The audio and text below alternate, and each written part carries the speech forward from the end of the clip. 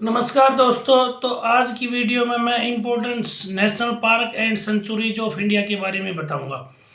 इस टॉपिक से हर competitive exam से एक ना एक क्वेश्चन इम्पोर्टेंट आता ही रहता है।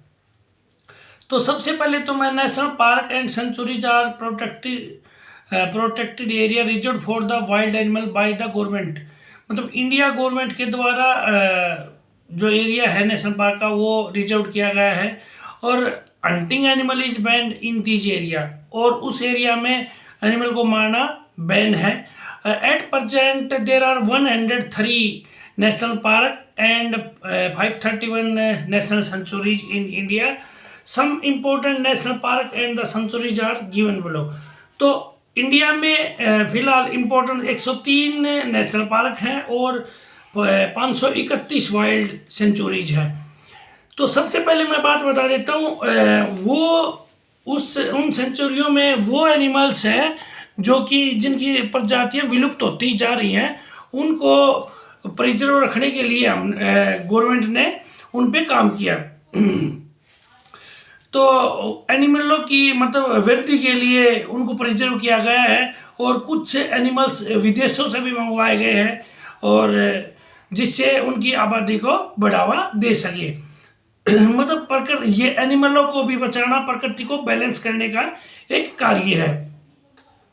हर एक चीज की अपनी इम्पोर्टेंस होती है और प्रकृति भी, जैसे हम पेड़ों को काटते हैं तो पोल्यूशन ज़्यादा होता है, पोल्यूशन ज़्यादा होगा तो हमारा शरीर पे इफेक्ट पड़ेगा।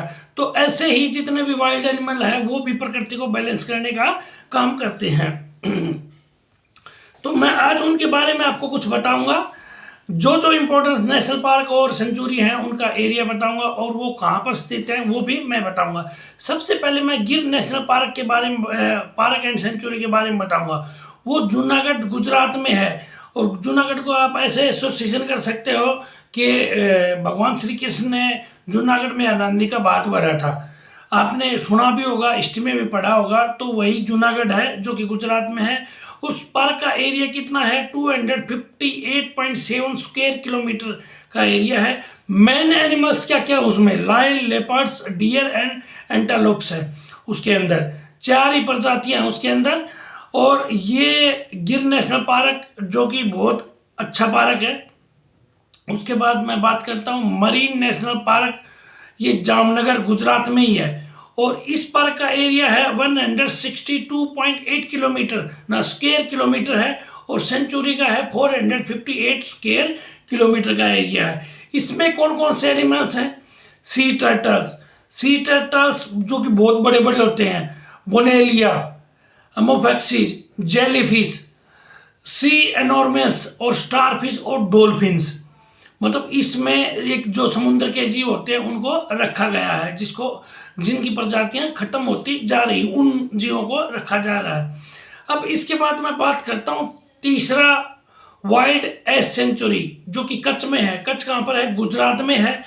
और इस एरिया की बात करूँ तो little run of the Kutch 4954 square kilometre का एरिया है इसमें क्या क्या एनिमल को प्रिजर्व किया गया है? मतलब किन किन एनिमल को रखा गया है?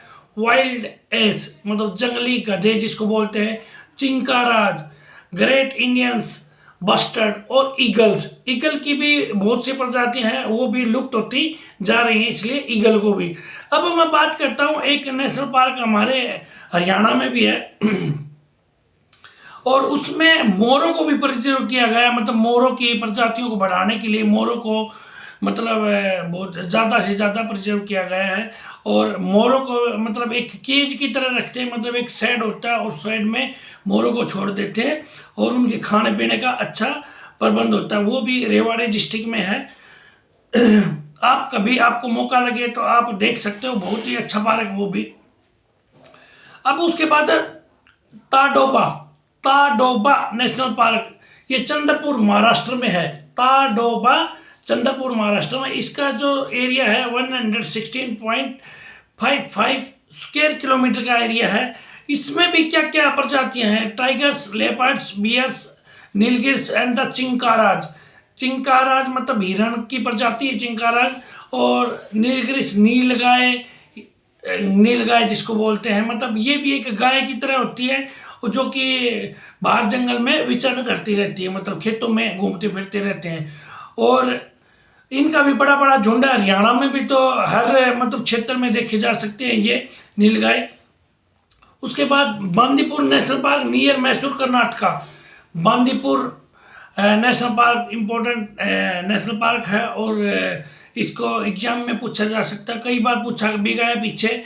और ये कर्नाटका में है, और इसका एरिया 874.52 स्क्वायर किलोमीटर है। इसमें कौन कौन सी प्रजातियाँ, टाइगर्स और leopards, elephants, deer, bears and others element, इसमें छोटे छोटे और भी बहुत ज़्यादा एनिमल्स हैं।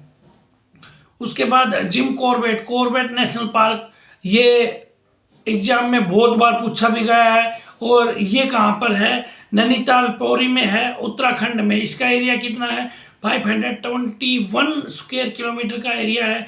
इसमें क्या क्या है, बंगाल टाइगर्स, बंगाल टाइगर मतलब बंगाल से लाए गए टाइगर्स, इसमें एलिफेंट्स, पैंथर और स्लोथ बियर्स एंड एनिमल्स हैं, स्लोथ बियर और एनिमल्स हैं।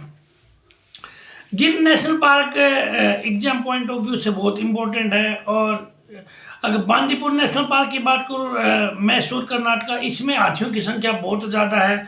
कॉर्बेट नेशनल पार्क जो कि उत्तराखंड में है, इसमें भी हाथियों की संख्या है। और मैं एक बात करता हूँ,